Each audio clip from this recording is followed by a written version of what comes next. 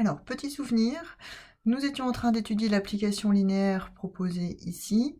J'ai montré précédemment comment montrer qu'elle était linéaire assez rapidement, et comment on pouvait déterminer le noyau et déterminer l'image, avec des variantes possibles.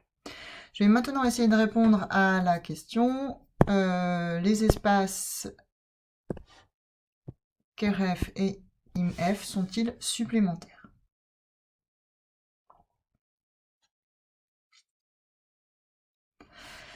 Pour montrer que des espaces sont supplémentaires, on a plusieurs possibilités.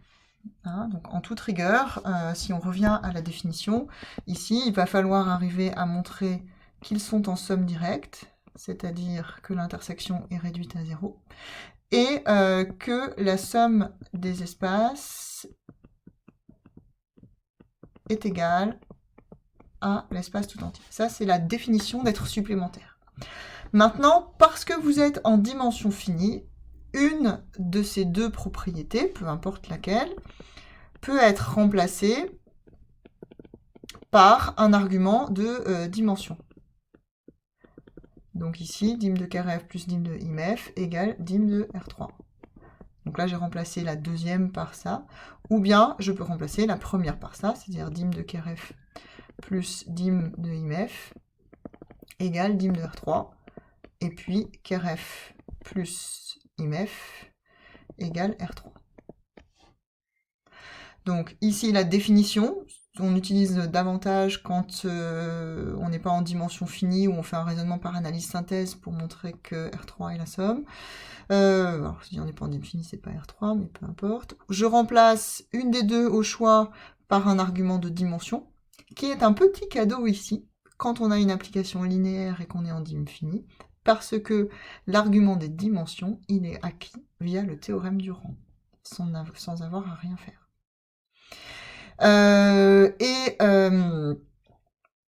Autre possibilité aussi, puisqu'on est en dimension finie, je peux essayer d'utiliser la concaténation des bases.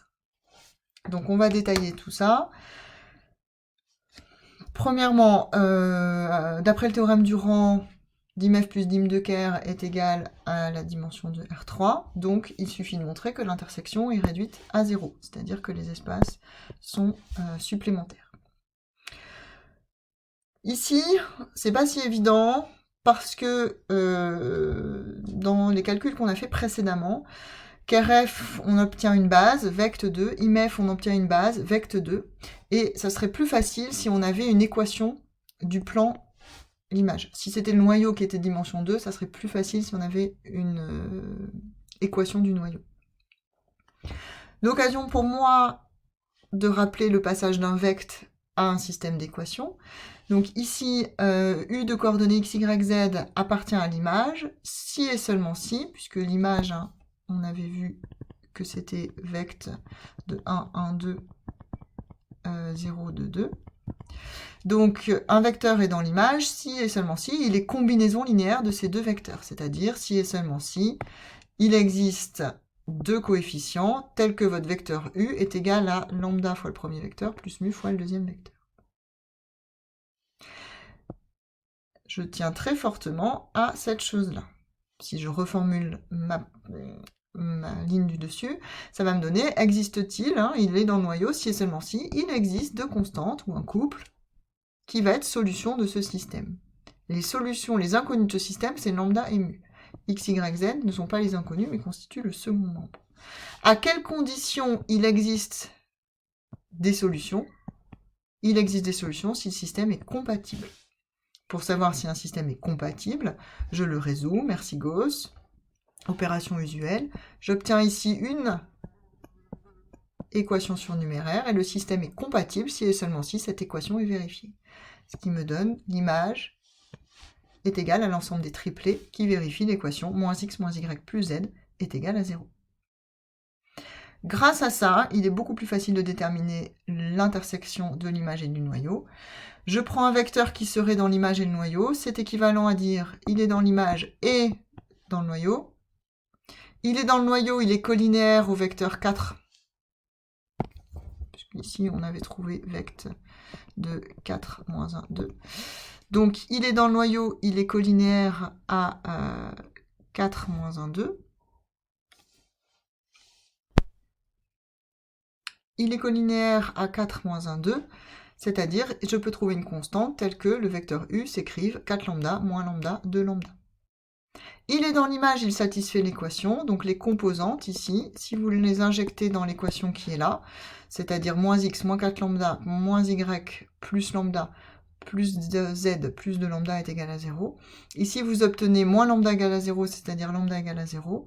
Et quand vous réinjectez, vous trouvez u et le vecteur nul. Donc ici, vous obtenez bien que un vecteur est dans l'intersection si et seulement si il est nul. L'intersection est réduite à 0. J'aime bien que quand on rédige, les arguments ne soient pas trop loin les uns des autres. Hein. Donc là, je viens de trouver l'image, ça ne me fait pas de mal, je rappelle ma formule du rang. Conclusion, ils sont supplémentaires. Je fais une petite remarque ici. La question « est-ce que l'image et le noyau sont supplémentaires ?» n'a pas toujours du sens. Si vous avez une application qui va d'un espace E dans un espace F, calculer l'intersection de ker F inter IMF peut ne pas avoir de sens. IMF, c'est un SEV de F. Ker F, c'est un SEV de E.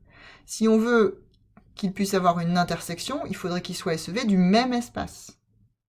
Donc, la question les espaces IMF et KRF sont-ils supplémentaires ne peut avoir de sens que si l'ensemble d'arrivée est égal à l'ensemble de départ, c'est-à-dire si votre application est un endomorphisme. Sinon, c'est même pas la peine d'envisager la question.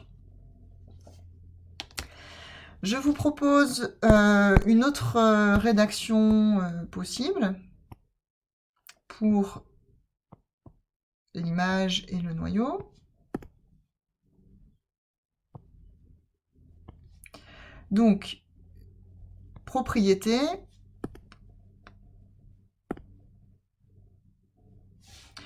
l'image plus le noyau, ou de manière générale f plus g, est engendré par la concaténation de deux bases de vos espaces. Donc ici, IMF plus KRF va être égal à vect de, j'ai pris une base de IMF que j'ai concaténée avec une base de KRF.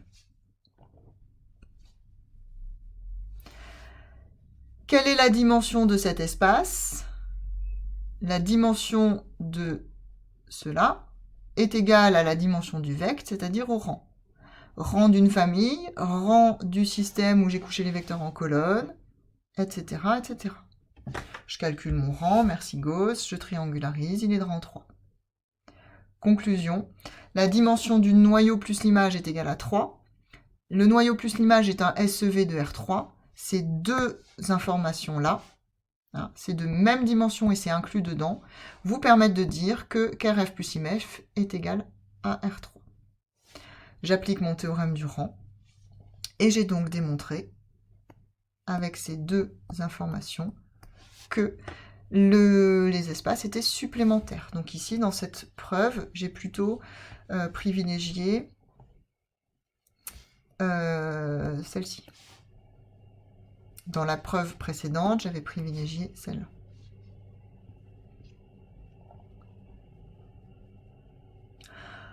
Encore une autre rédaction possible.